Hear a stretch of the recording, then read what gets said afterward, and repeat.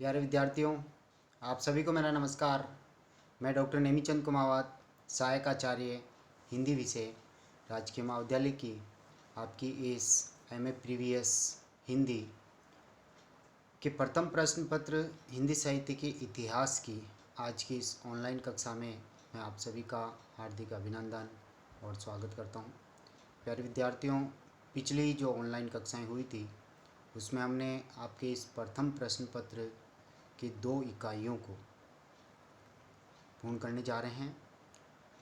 प्रथम इकाई आदिकाल की पृष्ठभूमि, आदिकाल का नामकरण, हिंदी साहित्य के इतिहास का काल विभाजन, आदिकाल का प्रमुख साहित्य और आदिकाल की प्रमुख प्रवृत्तियों पर केंद्रित पाठ्यक्रम है, जिस पर 20-20 अंकों के 2 प्रश्न आएंगे और उसमें से एक आपको करना है। दूसरी यूनिट भक्ति काल के साहित्य से संबंधित हैं। भक्ति काल की पृष्ठभूमि, भक्ति काल की प्रमुख 4 काव्य धाराएँ, निर्गुण ज्ञानाश्रय काव्य धारा यानी जिसे संत काव्य धारा कहते हैं, उसकी प्रमुख प्रवृत्तियाँ, सूफी संत काव्य उसकी प्रवृत्तियाँ, कृष्ण भक्ति काव्य और उसकी प्रवृत्तियाँ और राम भक्ति काव्य और उसकी प्रवृत्तियाँ, इनका हम अध्ययन कर चुके हैं। एक महत्वपूर्ण प्रश्न आपके और बनता है कि हिंदी साहित्य के इतिहास में भक्ति काल को स्वर्ण युग क्यों कहा जाता है, इसकी समीक्षा कीजिए। तो आज हम इस प्रश्न को एक मॉडल आंसर के रूप में पढ़ने जा रहे हैं। तो आइए एक बार पुनः आप सभी का हार्दिक स्वागत। भक्ति काल का साहित्य अपने पूर्ववर्ती तथा परवर्ती कालों के साहित्य से सर्वाधिक उत्तम है। हिंदी का आदिकाल और रीतिकाल तो इसकी प्रतिद्वंदिता में बिल्कुल भी नहीं ठहर सकते, यानी इसकी बराबरी नहीं कर सकते। हाँ, आधुनिक काल का साहित्य अपनी व्यापकता और विविधता की दृष्टि से कुछ अंशों में भक्ति काल से भी आगे निकल जाता है, परंतु अनुभूति की जो गहनता है और सांस्कृतिक जो गरिमा है उसके क्षेत्र में वह भक्ति साहित्य की बराबरी नहीं कर सकता, उसके समकक्ष नहीं आ सकता। आचार्य हजारी प्रसाद द्विवेदी जी के शब्दों में हम कहना चाहते हैं, समूचे भारतीय इतिहास में अपने ढंग का अकेला साहित्य है, इसी का नाम भक्ति साहित्य है। यह एक नई दुनिया है। भक्ति काव्य जहाँ उच्चतम धर्म की व्याख्या करता है, वहाँ उसमें उच्च कोटि के काव्य के हमें दर्शन भी होते हैं। रस की दृष्टि से यह काव्य श्रेष्ठ है। यह साहित्य एक साथ हृदय, मन और आत्मा की भूख को तृप्त करता है। इसमें आडंबर विहीनता और एक सरलतम मानव जीवन की झांकी है। डॉक्टर श्याम सुंदर दास जी के शब्दों में हम कहना चाहते हैं, जिस युग में कबीर, जायसी, तुलसी, सूरदास जैसे रससिद्ध कवियों और महात्माओं की दिव्य वाणी उनके अंतःकरणों से निकलकर, यानी हृदय से निकलकर देश के कोने कोने में फैली थी, उसे साहित्य के इतिहास में भक्ति युग कहते हैं। निश्चित ही वह हिंदी साहित्य का स्वर्ण युग था। अतः यह साहित्य यानी भक्ति काल का साहित्य एकदम अनुपम और विलक्षण साहित्य हैं, जिस पर सभी हिंदी प्रेमियों को अत्यधिक गर्व है। अब देखिए, स्वर्ण युग से क्या तात्पर्य है, हम इसकी ओर दृष्टिपात करने जा रहे हैं। प्रत्येक क्षेत्र में विकास की पराकाष्ठा और मानव मात्र के जीवन स्तर में सुधार, वर्ग विशेष की उन्नति से किसी युग को स्वर्ण युग नहीं कहा जा सकता है। भारतीय इतिहास में गुप्त काल को स्वर्ण युग की संज्ञा दी जाती है, क्योंकि इस युग में कला के हर अंग और ज्ञान विज्ञान के हर क्षेत्र में बहुत अधिक उन्नति हुई थी। परंतु साहित्य में स्वर्ण युग साहित्य के उदात्त स्वरूप पर, उसके महान स्वरूप पर निर्भर करता है। साहित्य की उत्कृष्टता, विविध विधाओं का विकास, साहित्य के सामाजिक उत्तरदायित्व भावनात्मक उत्कर्ष, सांस्कृतिक समन्वय आदि का आकलन किया जाता है। इसी कसौटी पर खरा उतरने के बाद ही किसी भी युग को स्वर्ण युग की संज्ञा दी जा सकती है। भक्ति काल हिंदी का एक स्वर्ण युग है जिसकी हम समीक्षा करने जा रहे हैं।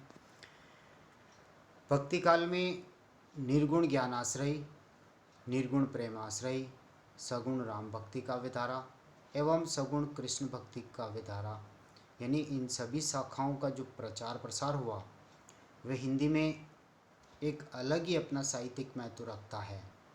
कबीरदास जी ने समाज सुधार के साथ एकेश्वरवाद का जो उद्घोष किया, इसी तरह सूफी कवियों ने भक्ति और प्रेम के उदार मानवतावादी स्वरूप को उपस्थित किया।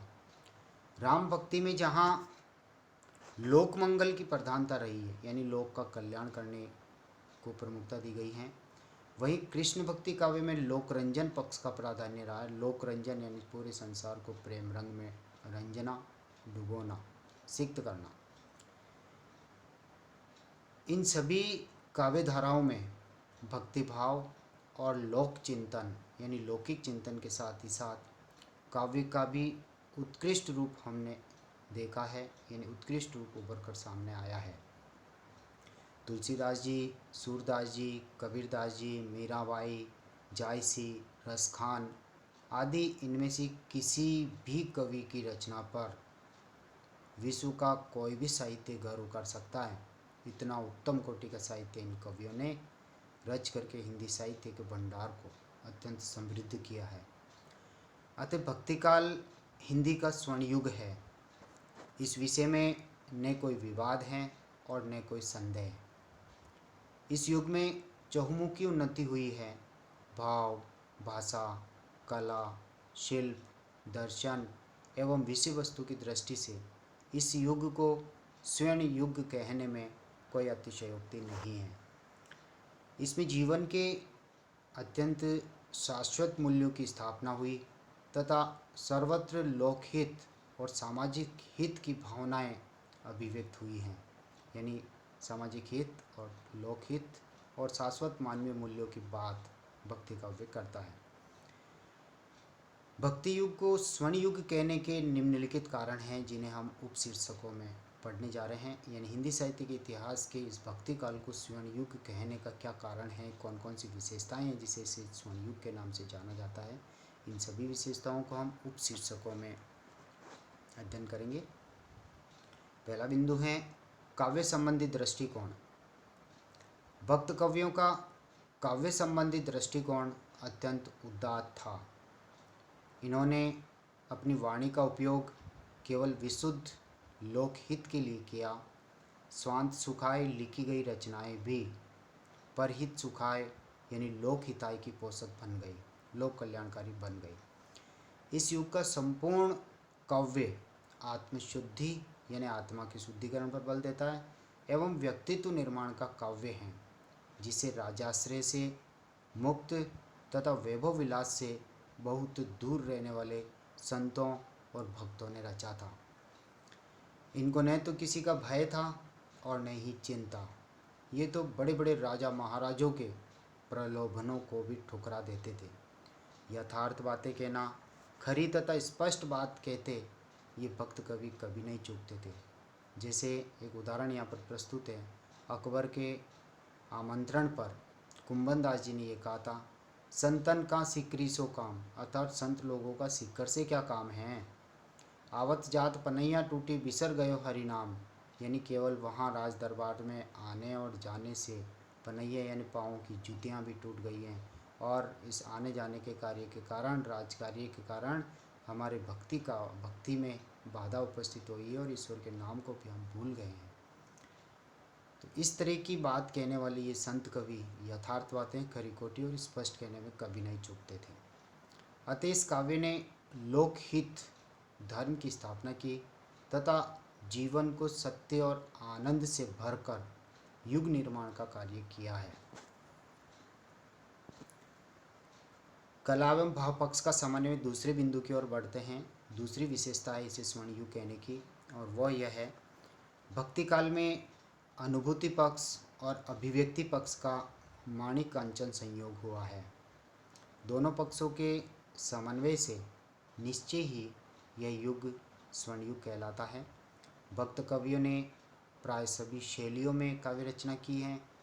काव्य भाषाओं में अवधी और ब्रज भाषा अत्यधिक समृद्ध और प्रतिष्ठित हुई, तो शैलियों में दोहा चौपाई, कवित सवेय शैली, पद एवं छप्पे शैली, सोरठा, बरवे आदि विविध छंदों की मधुर योजनाएं हमें दृष्टिगोचर होती हैं।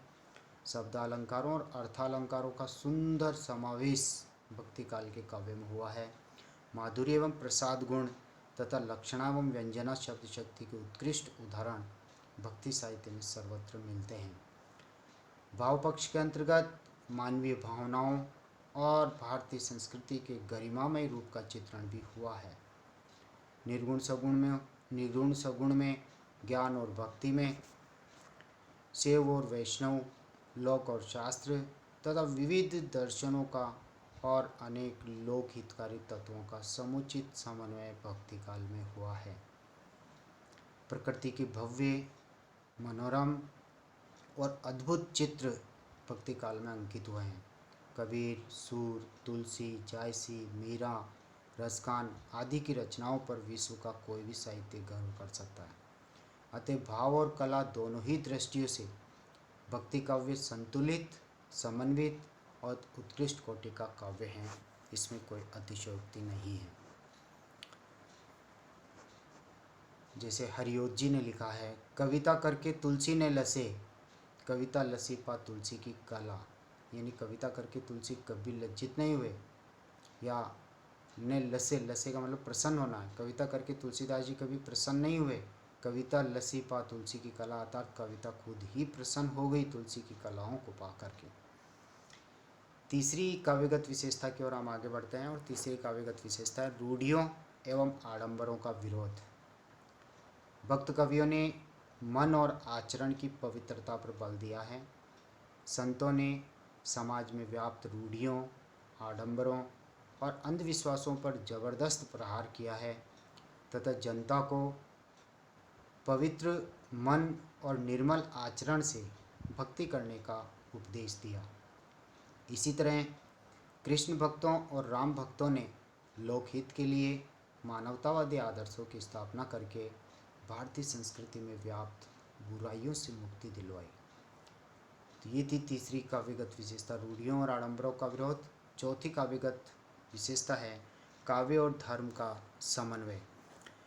भक्ति काव्य की धार्मिक भावनाएं एक ओर तो पवित्रता, आचरण की शुद्धता और जीवन की विविध पक्षों का चित्रण करती है, तथा दूसरी ओर वे उच्च कोटि के काव्य को प्रस्तुत करती है। सूर, तुलसी और कबीर का काव्य और धर्म में समन्वय का सुंदर उदाहरण है। इनके पद गाए जाते हैं, संगीतमयता इसमें है। यह काव्य मानव जीवन को कर्म की ओर अग्रसर करता है। तुलसी और सूर के काव्य में लोकहित और प्रेम भावना का समुचित समन्वय हुआ है। कबीर का काव्य धार्मिक दृष्टि से जितना उत्कृष्ट एवं उच्च कोटि का है, लोक मंगल एवं सामाजिक कल्याण की दृष्टि से भी उतना ही महान है। अतः भक्ति काल में धर्म प्रेरित काव्य एवं काव्य प्रेरित धर्म का मणिकांचन संयोग हुआ है।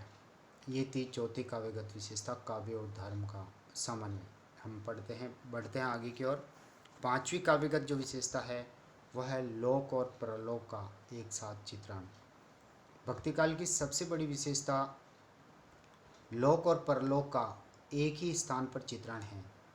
राम मनुज अवतार लेकर के मनुज लीलाएं करते हुए ब्रह्मा, विष्णु और महेश सबसे ऊंचे हैं। मनुज अवतार के रूप में वे संसार और समाज के लिए विविध आदर्श प्रस्तुत करते हैं। इसी प्रकार कृष्ण एकमात्र पुरुष हैं जो परमात्मा स्वरूप हैं,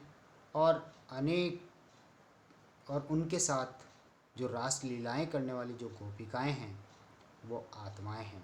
यानी कृष्ण परमात्मा और गोपिकाएं आत्माएं हैं। अतः आत्मा परमात्मा के रूप में ये अभिन्न मिलन, इन भक्त कवियों ने एक तरह से स्त्री और पुरुष सौंदर्य के अनमोल चित्र उपस्थित किए हैं। जायसी का लौकिक प्रेम अलौकिक होकर लोक और परलोक का एक साथ स्पर्श करता है। भक्ति काव्य से हृदय, मन और आत्मा तीनों की आवश्यकताओं की पूर्ति एक साथ हो जाती है। तो निश्चित रूप से ये एक महान साहित्य है जिसे स्वर्ण युग के नाम से जाना जाता है। तो पांचवी काव्यगत प्रवृत्ति थी लोक और परलोक का एक साथ जो चित्रण भक्तिकाल करता है, इसलिए वे स्वर्ण युग के नाम से जाना जाता है। छठी काव्यगत प्रवृत्ति है शील और सदाचार की अभिव्यक्ति। प्यारे विद्यार्थियों, अगली जो ऑनलाइन कक्षा होगी उस अगली ऑनलाइन कक्षा में हम इस छठी काव्य प्रवृत्ति से आरंभ करेंगे। आप सभी से एक विनम्र आग्रह है कि कॉलेज के इस यूट्यूब चैनल पर जो ये वीडियोज अपलोड किए जा रहे हैं, जिन्हें ओपन करके आप अपनी ऑनलाइन पढ़ाई कर रहे हैं, तो आपसे आग्रह है कि कॉलेज की इस यूट्यूब चैनल को आप सब्सक्राइब ज़रूर करें। आप पहली बार देख रहे हैं तो सब्सक्राइब ज़रूर करें ताकि आगामी वीडियोज आपके सामने तुरंत अपलोड होते ही उपस्थित हो जाएंगे। साथ ही एक और आग्रह है कि इन वीडियोज को आप लाइक ज़रूर करें, और जो विद्यार्थी अभी तक व्हाट्सएप ग्रुप से नहीं जुड़ पाए हैं वो अपने एंड्रॉयड फ़ोन के नंबर हमारे व्यक्तिगत नंबर पर सेंड करें ताकि हम उन्हें व्हाट्सएप ग्रुप में जोड़ सकें, जिस पर PDF नोट्स आदि जो शेयर किए जा रहे हैं उनसे आप लाभान्वित हो सकें। तो प्यारे विद्यार्थियों, आज की इस ऑनलाइन कक्षा को हम यहीं समाप्त करते हैं। आप सभी को बहुत बहुत धन्यवाद। जय हिंद, जय भारत।